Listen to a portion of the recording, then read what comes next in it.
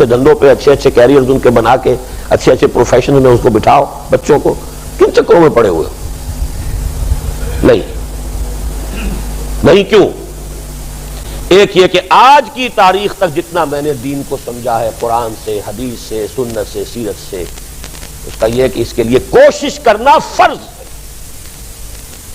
ہو نہ ہو اس کی مجھ پر ذمہ داری نہیں. کوشش کرنا فرض ہے. اگر میں کوشش نہیں کرتا تو میں مجرم ہوں. آپ کوشش نہیں کرتے آپ مجرم. آپ کی نماز روزہ سب اللہ کے ہاں زیرو ہوگا اگر آپ یہاں دین کو قائم کرنے کی جد و جہد نہیں کریں. ابھی میں چند حضرات سے کہہ رہا تھا، وہ سود وود کی بحث ہو رہی تھی، یہ بینک کی ملازمت حرام ہے کہ حلال ہے، یہ فلاں. میں نے ایک بات سمجھائی، آپ بھی سمجھ لیجئے اسی درجے میں. حرام حلال کے مختلف معیارات اور مختلف لیولز ہیں.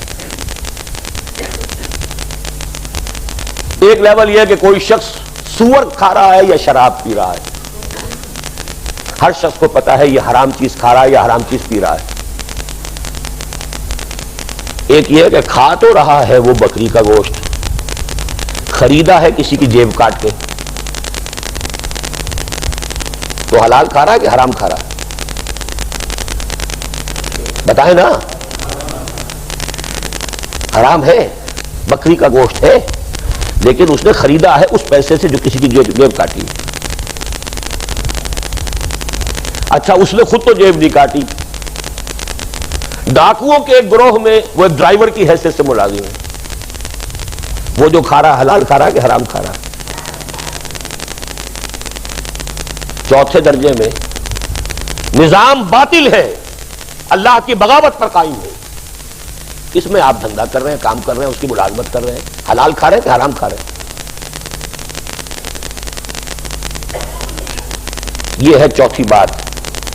باطل کے غلبے میں سانس لینا بھی حرام ہے جب تک کہ انسان اس کو بدلنے کے لیے سرتوڑ کوشش نہ کرتا.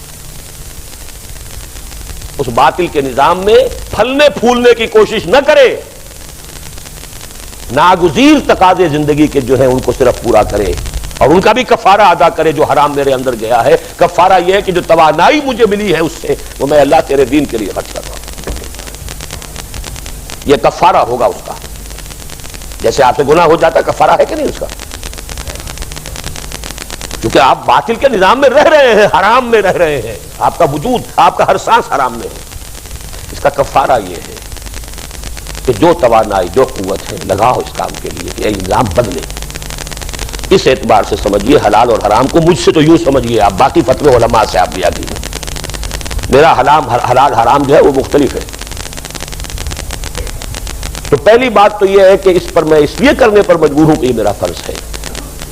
اور دوسری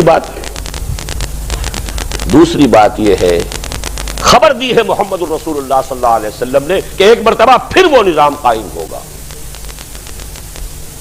یہ میری امید ہے. کام کا جذبہ اپنے فرض کے تحت ہے.